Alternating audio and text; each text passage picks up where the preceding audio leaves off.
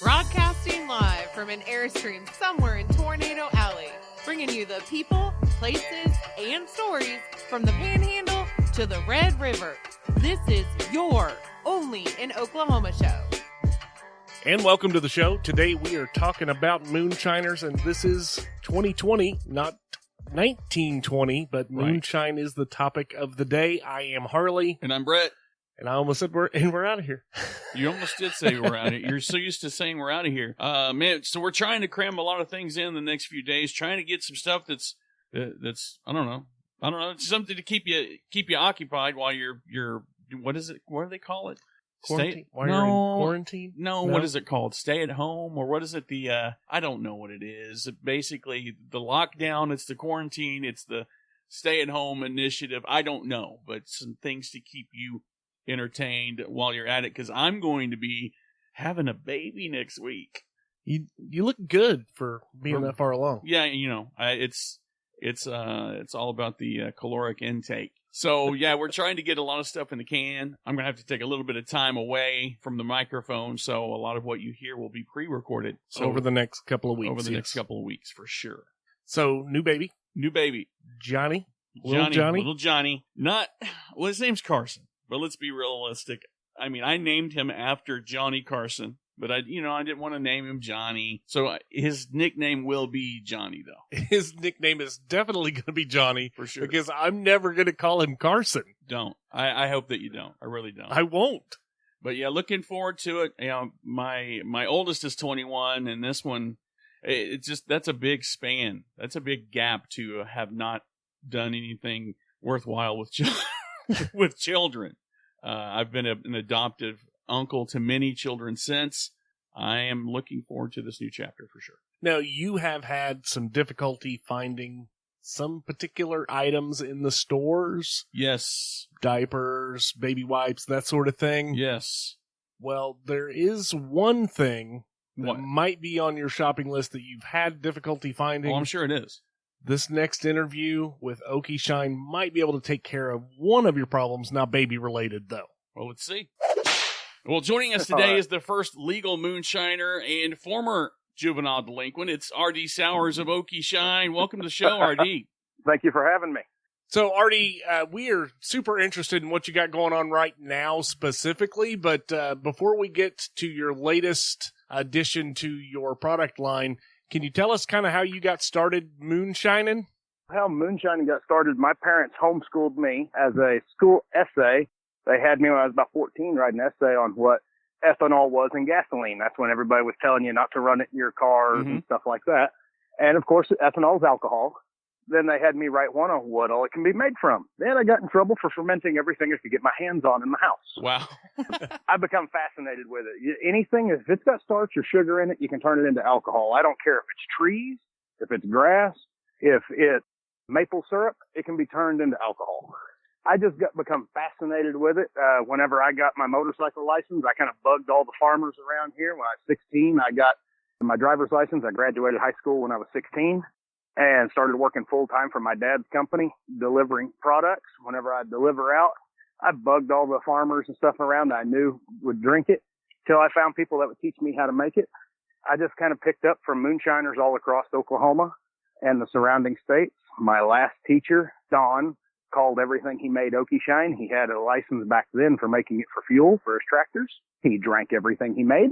And everything he made, he called Okie Shine. He passed away when I was 20 years old.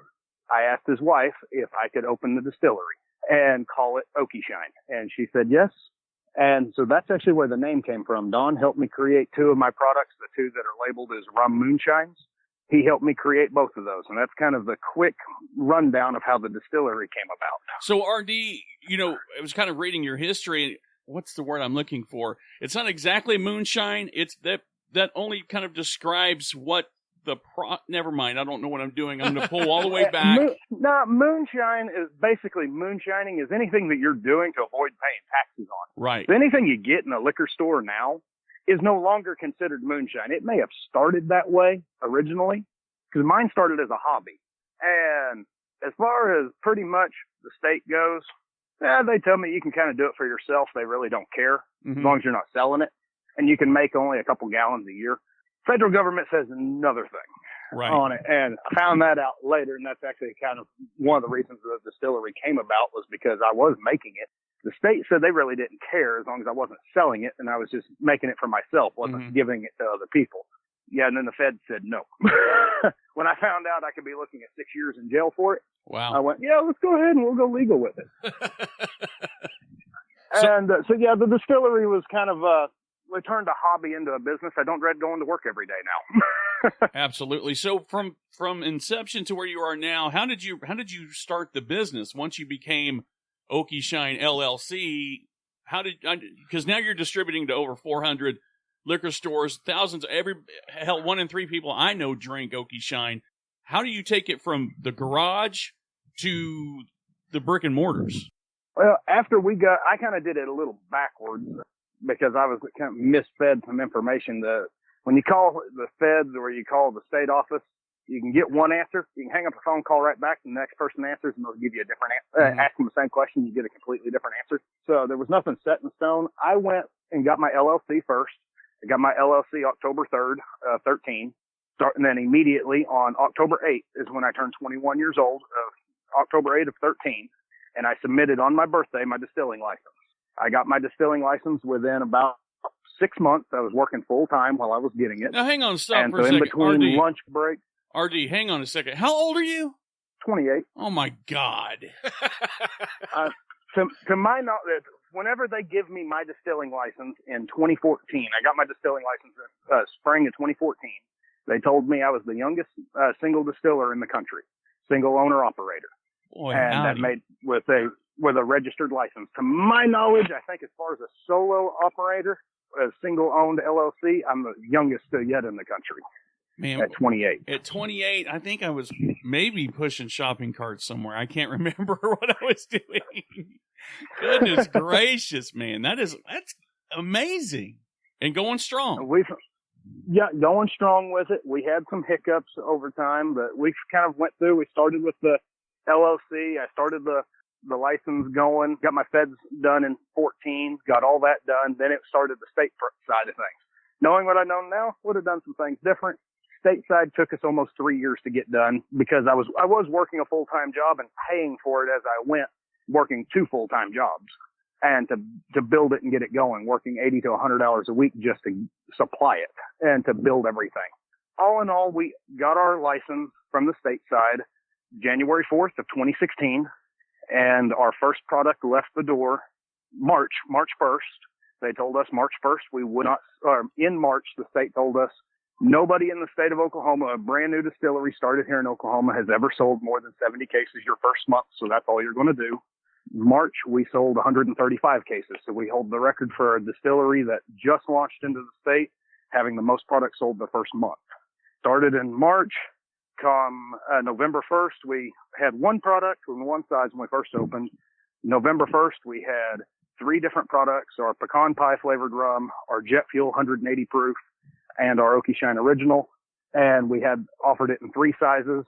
Now I've got 12 products offered in anywhere from 1 to 7 sizes per product currently that are my private labels. And then I make products for other people as well. Super impressed with the overall success, RD. So as far as your original product goes, your Okie Shine, it's primarily made with brown sugar. Is that right? Yes. The Okie Shine Original is a brown sugar base. We take a white sugar and then we add molasses blackstrap back to it to get our consistency that we like. Come to find out later, it actually has a little bit of a silver tequila flavor to it. Didn't realize that. I'm allergic to tequila, but I like it. So we actually ended up making a rum that has more of a silver tequila-like flavor. Kind of by accident. That was what I was going for myself. I didn't know it had a little tequila flavor because I can't drink it. I'm allergic to agave. Oh, wow. So it was kind of by fluke that it ended up with that, but that's what I like. So you have made some changes in relation to the current environment, trying to help out the community a bit by providing some products that are a little outside of your normal purview, I would say. Can you tell us about your hand sanitizer? We are making the jet fuel still. The reason we're making the jet fuel is because we use that in the hand sanitizer. Everything else that we make, we've actually put on hold just so we can crank out as much hand sanitizer products as possible. We've been trying to take care of first responders and care centers and clinics first. So our first batch of hand sanitizer will be leaving out the doors on Tuesday for the general public. But we've been trying to focus on just the first responders and care centers, and working with other distilleries in the state also that are friends of mine as they're making it, whichever one of us can get to the first responders and clinics that need it first. We're bouncing back and forth off of each other, helping each other out, try to spread it out as fast as we can. So in terms of general public, including, where can Harley and I get some outside of getting it from a medical supply or something like that? As far as the hand sanitizer itself, it will be distributed through a couple of grocery stores, like Williams grocery stores said they're going to carry it. A lot of liquor stores throughout Oklahoma, from Jimbo's Liquor in Altus to Choctaw Liquor Depot, Hinie Wine and Spirits in Tuttle. A lot of liquor stores have already said, hey, as soon as it comes in, we want it because nobody can get their hands on it. As far as how many retail stores other that aren't liquor related are going to have it, I don't know off the top of my head just yet. My distribution warehouse is taking care of most of that just so we can focus on making all the product that we possibly can. So, RD, when this whole COVID-19 outbreak goes away, say I got a couple of bottles of this hand sanitizer left over, is it, can I add some lime or something to that and just drink it? No, they've actually, all the hand sanitizers that you're able to get are like rubbing alcohols. They call it denatured alcohol, meaning you add a poison to it to where it's not consumable. Oh, okay. Well, then I definitely will encourage that. They have just this week lifted the restriction to where you don't have to send out denatured. You could use just regular drinking alcohol for it. Most of your hand sanitizers and stuff and rubbing alcohols that you get are going to have some type of poison added back to them that aids in killing bacteria, but is toxic for you to drink.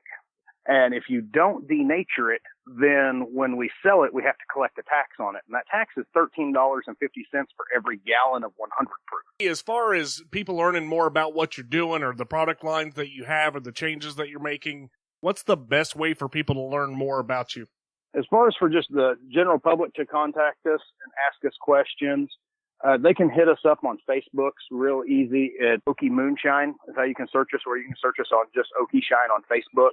That's one of the easiest ways. One of our guys is working on kind of a little informational YouTube channel, and they started having us do TikTok stuff. I'm kind of computer illiterate myself. I personally wish I didn't have one. They're working on stuff for like YouTube to be a little bit more informational. But right now, Facebook is the best place to catch us and to ask questions and see products that are coming out. Like as this hand sanitizer comes out, as we're finding out where it's going to be, which retail stores have it, we're going to be posting it on our Facebook page, updating it as fast as we get the info. So the general public, at least that follow us on Facebook, will see where it's located.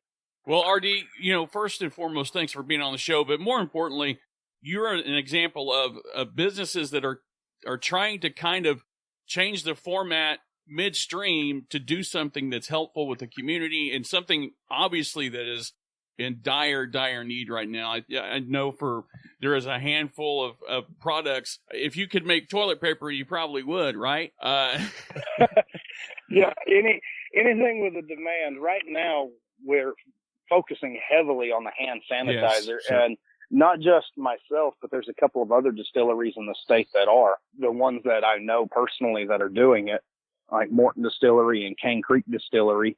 We all three work together on anything like that. So Morton got some hand sanitizer out a little sooner than I did. So the first responders and stuff, I knew that had to have it. We sent them over to Morton Distillery, and same thing goes for Cane Creek. And we kind of bounce it back off of each other, whoever can get it out the door first, because we want everybody taken care of. I don't care which distillery it comes from. We want everybody supplied. We're just wanting everybody taken care of. And this is our biggest issue, our biggest battle that we're fighting right now is getting ingredients. Yes. Sugar is one of the fastest things that you can convert into alcohol. There's a nationwide sugar shortage right now because our borders are closed. And we don't make hardly any of our own sugar. We actually import it. So that's hard to get. Hydroperoxide is in high demand right now. Glycerin that's used that makes it kind of like a jelly and works as a lotion for your hands and the peroxide to keep your hands from drying out. That's hard to get your hands on right now. And so if it wasn't for the shortage of products, we would have had 3 times the amount of hand sanitizer go out the door already. Right. We're just working with what we have right now. So whichever one of us can get it first, we're sending it out the door as fast as we can to try to get everybody taken care of. Well, RD, you're doing the Lord's work out there. Keep it going, because it's showing. Everybody's got a need right now, and you seem to be filling one of the biggest ones there is. So we really appreciate you taking the time to do that and taking the time to be on our show today. Well, I appreciate y'all having me on, and we're doing all we can over here to try to catch up. This past 7 days, I was at my distillery for 151 hours out of 128 hours in a week. I would say that's I didn't leave the distillery for almost 4 straight days. Well, I would say you're and considered trying to get everything taken care of and get out the door as fast as we can. We do appreciate it, RD. Well, I really like, again, we're kind of in a society right now where we're making the best use of lemons. It's not just lemonade anymore, Can we just talk about RD for a second? Yeah. 28. I mean, dude, he started when he was 21. I figured he was going to say back in 1985, not a decade ago. Yeah. I mean, super pumped. I love the Oklahoma origin story. And the passion that the guy has for what he does. I mean, that's science, man. I think it's super cool. But more importantly, what he's doing in our state's time of need, our country's time of need. I mean, you can tell the guy's working his fingers to the bone. Absolutely. So if you all have anybody out there that's doing something similar, we're meeting people that are making hand sanitizer. I've met people that are, making masks. Or do you know anybody that's making a rock-solid 2-ply toilet paper? We want to hear about it. Let us know. It's the OnlyinOKShow. Find us on Facebook. I'm Brett. And I'm Harley. And we're out of here. Peace.